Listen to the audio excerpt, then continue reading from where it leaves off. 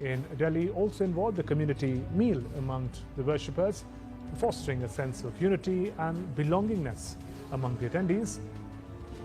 Apostle Ankit Sajwan of the Faith Arena Church in New Delhi spoke to DD India to spread the message of peace.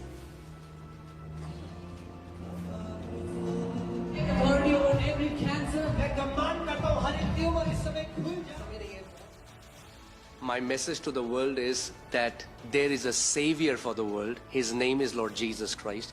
He is not just a God of Christians. He came as a savior of the world. And he said, anyone who is burdened, heavy laden, come to me and I will give you rest. So this is my message to the entire world, that if you receive Lord Jesus Christ as your savior, not only he will redeem you from sickness, not only he will redeem you from burdens, but he will give you an eternal life. That's life beyond. मेरा नाम अंकित है और मेरा जन्म एक राजपूत परिवार में हुआ और मेरा जन्म पौड़ी गढ़वाल में हुआ। और मुझे याद है जब मैं छोटा था तब से मेरी मम्मी के अंदर एक आत्मा का वास था और हम सब लोग उस आत्मा की पूजा करा करते थे, क्योंकि हमें ये बताया गया था कि वो परमेश्वर है, वो देवी है। और एक रात जो मुझे अच्छे से याद है, उस रात 3 बजे मेरी नींद खुली, क्योंकि मैंने अपनी मम्मी की चिल्लाने की आवाज़ सुनी। और जैसे ही मैंने आंखें खोला तो मैंने देखा कि मेरे जो पिता हैं वो मेरी मम्मी के सामने घुटने टेके हुए हैं। और उस समय उस आत्मा ने मेरी मम्मी के ऊपर पूरा कब्जा किया हुआ था और उनके हाथ में खुकरी थी। और मेरे जो पिता हैं वो भीख मांग रहे थे और समय मांग रहे थे कि जो चढ़ावे उस आत्मा ने मांगे थे वो चढ़ावे चढ़ाने में मेरे पापा असमर्थ रहे उस समय के बीच में। और मुझे याद है कि हमारे तीसरा सेमेस्टर चल रहा था और अगले दिन हमारा इंजीनियरिंग ड्राइंग का एग्जाम था और उस रात 1 बज रहे थे और हम सब पढ़ाई कर रहे थे। और जैसे ही मैंने अपनी आंखें बंद करी, जैसे ही मैंने बिस्तर पे अपने आंखों को बंद किया, अचानक मुझे दरवाजे में नॉक सुनाई दिया। और जब मैंने आंखें खोली तो कोई भी उस कमरे में नहीं था। वो एक आत्मिक एक्सपीरियंस था, उस समय मुझे वो पता नहीं था। और जैसे ही मैं दरवाजे की तरफ गया और खोला मैंने दरवाजे को, तो मैंने वहाँ पे एक स्त्री, एक औरत के फिगर को देखा, मगर वो इंसान जैसी दिखती तो थी मगर इंसान नहीं थी, क्योंकि उसकी जो आंखें थी वो जैसे ब्लैक होल होता है वैसे थी। और वहाँ पे मुझे टेंजिबल हेट्रेड, टेंजिबल जो नफरत है वो मुझे महसूस हो रही थी। और मैंने उस दरवाजे को बंद करने की कोशिश करी और जो वो आत्मा थी उसने दरवाजे को धक्का दिया और मैं गिर गया और जैसे ही यहाँ पे आका मैं रुक गया और जैसे ही उठा मेरी गर्दन में यहाँ पे दर्द हो रहा था और मैं अपने सारे दोस्तों के पास गया और मैं रो रहा था क्योंकि मैं बहुत डर गया था। और मैं उनसे कह रहा था कि ये मैंने देखा, और वो कह रहे थे कि ये एक नाइटमेयर होगा, एक बुरा सपना तुमने देखा होगा, सो जाओ। और सुबह तक मैं सो नहीं पाया। तो मैं जितनी आरतियाँ, जितनी प्रार्थनाएं, जितने मंत्र मुझे याद थे मैं वो सब बोलने लग गया, मगर मुझे सुबह 4 बजे तक जो है मेरे को नींद नहीं आई। और अगली सुबह जब मैं कॉलेज गया उस दिन मुझे दौरा पड़ा और मैं कॉलेज में गिर गया। और उसके बाद मुझे जो दौरे पड़ने वो शुरू हो गए, मुझे डॉक्टर्स के पास ले जाया गया और बार बार जो मेरे दौरे हैं वो बढ़ते गए। और फिर मेरी ज़िंदगी ऐसी चल रही थी कि मैंने इंजीनियरिंग छोड़ दी थी और मैं केवल घर पे ही था, मेरे पास कोई नौकरी नहीं थी। और फिर एक दिन मेरा एक दोस्त भरत गुजराल मुझसे मिलने के लिए आया और मुझे बताने लग गया कि मेरा जीवन बदल गया है। और उसने कहा कि एक व्यक्ति ने उसे प्रभु यीशु मसीह के बारे में बताया जो ड्रग एडिक्ट था, और जब वो मर रहा था तो प्रभु यीशु मसीह ने उसके कमरे में आया और उससे बातचीत करी और उसे नया जीवन दिया। और जैसे भरत ने मुझे ये बात बताई, वो सारी पुरानी मेमोरी, वो सारी यादें, जब मैं परमेश्वर के साथ वो कनेक्शन, वो रिश्ता चाहता था, वो सारी आ गई। और मैंने भरत से कहा कि मैं भी चाहता हूँ उस व्यक्ति से मिलना। उस व्यक्ति ने कहा कि क्या तुम एक चेंज चाहते हो अपने जीवन में? और वो एक ऐसे शब्द थे जो मेरे अंदर, मुझे ऐसा लगा कि उन शब्दों ने मुझे हिट किया और मैंने कहा हाँ, मैं एक बदलाव, एक चेंज चाहता हूँ अपने जीवन में। तो उस व्यक्ति ने कहा क्या तुम अपना दिल खोलोगे, क्या तुम प्रभु यीशु मसीह को अपने दिल में जगह दोगे?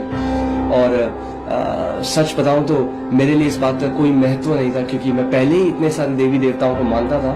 तो अगर मैं यीशु मसीह को भी अपने दिल में जगह देता तो उसमें कोई बड़ी बात नहीं थी। तो मैंने कहा हाँ, आप जो बोलेंगे मैं वो करूँगा। तो उन्होंने कहा कि क्या तुम प्रार्थना मेरे साथ करोगे? और उन्होंने मेरे साथ एक प्रार्थना को दोहराया और उन्होंने मेरे साथ एक प्रार्थना को किया और मैंने उस प्रार्थना को दोहराया और मैंने कहा प्रभु यीशु मसीह, मैं अपना दिल आपके लिए खोलता हूँ, आप मेरे अंदर आके रहिए। और उस रात मेरा वैसे ही आत्मिक अनुभव हुआ जैसे मेरठ में हुआ था 1 साल पहले, जब मेरे को दौरे आने शुरू हो गए। और उस रात जैसे ही मैंने आंखें बंद करी, मैंने देखा कि मुझे मम्मी की अपनी चीखने की आवाज़ सुनाई दी। तो मैं भाग के जब उनके कमरे में गया तो मैंने वहाँ देखा कि वही आत्मा, वही दुष्ट आत्मा जो मुझे सताया करती थी, वो मेरी मम्मी के बगल में बैठी है और मेरी मम्मी जो है डर के कांप रही है। और उससे पहले जब भी मेरा सामना उस आत्मा से होता था मैं बहुत ही डर जाता था और उस आत्मा के चेहरे में मैं एक हंसी देखता था कि मैं डर रहा हूँ और वो उस चीज से बहुत खुश है। मगर इस बार जैसे ही उसने मेरे को देखा वो एकदम डर गई और एकदम कांपने लग गई और कमरे से बाहर भाग गई, जिससे उसने मुझे नहीं किसी और को देखा। और क्योंकि ये आत्मिक अनुभव था, वापस जैसे ही मैं अपने सेंसेस में आया मैं रोने लगा क्योंकि मुझे कुछ भी नहीं समझ में आया कि क्या हो रहा था।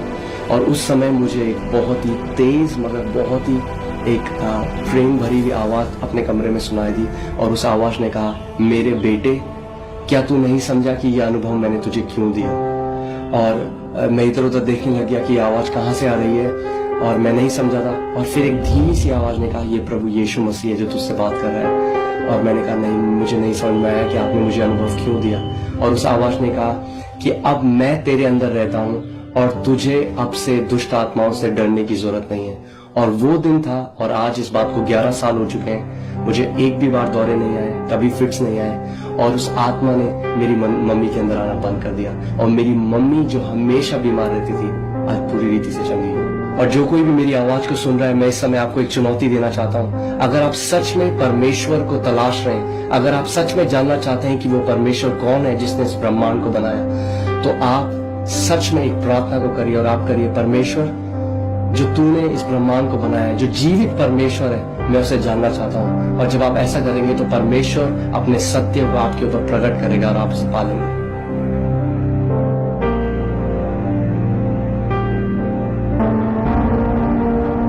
Revival to go toward the original design what God has designed. ദൈവം സൃഷ്ടിച്ച അതിന്റെ ഒറിജിനലായ ഡിസൈനിലേക്ക് മടക്കി നമ്മളെ കൊണ്ടുപോകുന്നതിന് വേണ്ടിയിട്ടാണ് ദൈവം ഉണർവുകളെ അയക്കുന്നത്. And Jesus told his disciples, he said, I give you power to heal all kind of sicknesses and power to cast all kind of demons. The third thing that God is restoring is his great unquestionable authority over demonic spirits. യേശു പറഞ്ഞു, യേശു തന്റെ ശിഷ്യന്മാരോട് പറഞ്ഞു, ഞാൻ നിങ്ങൾക്ക് സകല വിധ രോഗങ്ങളുടെ മേലും സകല ദുരാത്മാക്കളുടെ മേലും അധികാരം നൽകുന്നു. മൂന്നാമത് ദൈവം പുനഃസ്ഥാപിക്കുവാൻ പോകുന്നത് ചോദ്യം ചെയ്യപ്പെടാനാകാത്ത വിധം ദുരാത്മാക്കളുടെ മേൽ വ്യാപരിക്കുന്ന ദൈവസഭയുടെ അധികാരത്തെയാണ്. Our Sunday school kids will be filled with so much power that at the voice of their command, demons will be casted out. നമ്മുടെ സൺഡേ സ്കൂൾ കുഞ്ഞുങ്ങൾ പോലും ആത്മാവിൽ വളരെ ശക്തരായി നിറഞ്ഞ് അവരുടെ ശബ്ദം പുറപ്പെടുമ്പോൾ തന്നെ ദുരാത്മാക്കൾ ശരീരങ്ങളിൽ നിന്ന് പുറപ്പെട്ട് വ്യക്തികൾ വിടുവിക്കപ്പെടുവാൻ പോകുകയാണ്. Jesus said, behold, I give you power and authority to trample on snakes and scorpions and over all the power of the enemy. യേശു പറഞ്ഞു, പാമ്പുകളെയും തേളുകളെയും ശത്രുവിന്റെ സകല ബലത്തെയും ചവിട്ടുവാൻ ഞാൻ നിങ്ങൾക്ക് അധികാരം തരുന്നു. Amen. ആമേൻ.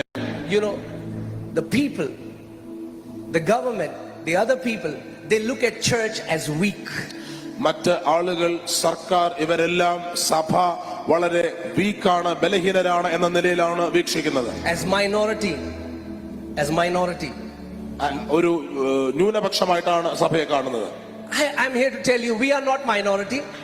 ഞാൻ നിങ്ങളോട് പറയട്ടെ, നമ്മൾ ഒരിക്കലും ന്യൂനപക്ഷമല്ല.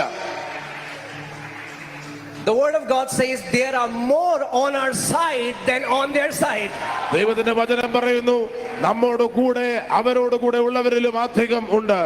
If the Lord will open your eyes, you will see a great army of angels, the chariots of fire, encamping those who believe in Yahweh. Yahweh ദൈവത്തിൽ വിശ്വസിക്കുന്ന നിങ്ങളുടെ കണ്ണുകളെ ദൈവം തുറക്കുമെങ്കിൽ ഇപ്പോൾ ഇവിടെ ആയിരിക്കുന്ന ആമേൻ കോടിക്കണക്കിന് ദൂതന്മാരെയും അഗ്നി രഥങ്ങളെയും സ്വർഗത്തിന്റെ സൈന്യ ബലത്തെയും നിങ്ങൾക്ക് കാണുവാൻ സാധിക്കും. A supernatural bride of Christ, a church filled with the power and authority and dominion is rising in this nation of India. ഒരു പ്രകൃത്യാതീത മണവാട്ടിയായിരിക്കുന്ന ദൈവത്തിന്റെ സഭ ഈ രാജ്യത്ത് എഴുന്നേൽക്കുകയാണ്. Amen. ആമേൻ.